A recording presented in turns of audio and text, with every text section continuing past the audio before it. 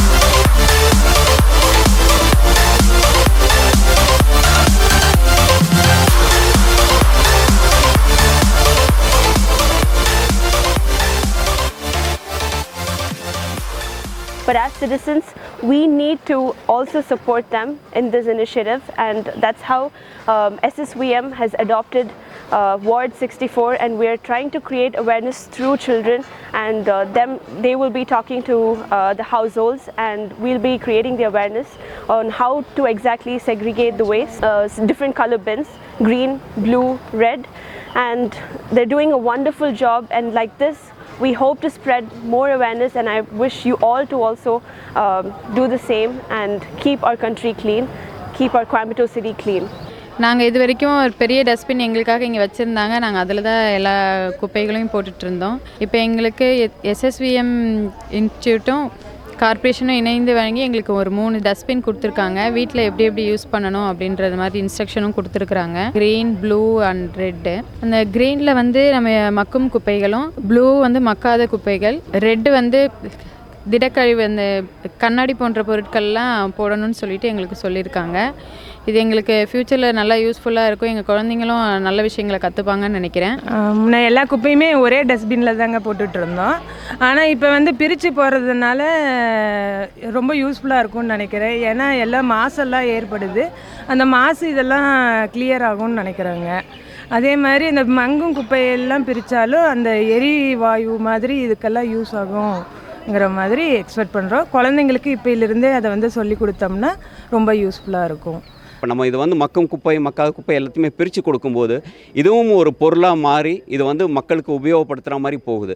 கோயம்புத்தூரில் சிங்கநல்லூர் உப்ளிபாளையம் ஹவுசிங் யூனிட்டில் குடியிருக்கிறோம். 1/8 நான் இருக்கிறது. குப்பைகளை ஒரே தொட்டியில் எல்லாம் ஒட்டுக்கா போட்டு கொண்டு கொட்டிடுவோங்க. இன்றைக்கி வந்துட்டு இந்த இவங்க கார்பரேஷன்காரங்க, ஸ்கூல்காரங்க எல்லாம் சேர்ந்துட்டு வந்துட்டு எங்களுக்கு 3 டப்பா கொடுத்துருக்காங்க. அதில் ஒவ்வொன்றிலையும் ஒவ்வொரு மாதிரி தரமாக பிரித்து போட சொல்லியிருக்கிறாங்க. இனிமேல் நாங்களும் அதே மாதிரி போட்டுட்டு எங்களோட சுகாதாரத்தை நாங்கள் நலன்படுத்திக்கிறோங்க.